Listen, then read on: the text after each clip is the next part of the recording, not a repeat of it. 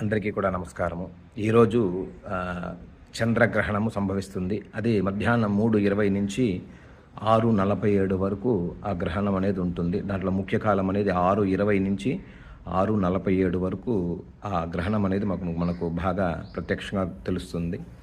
దీంట్లో విషయం ఏమంటే ఈరోజు భోజనం తొందరగా అంటే 1 గంటకు ముందుగానే భోజనం అంతా చేసుకునేసేయండి. ఈ గ్రహణ కాలంలో ఆహారం ఏం తీసుకోకండి. ముఖ్యంగా గర్భస్త్రీలు ఈ గ్రహణ కాలంలో బయటకు రాకండి. అదేలాగా కొన్ని నక్షత్రాలకి బాగలేదు.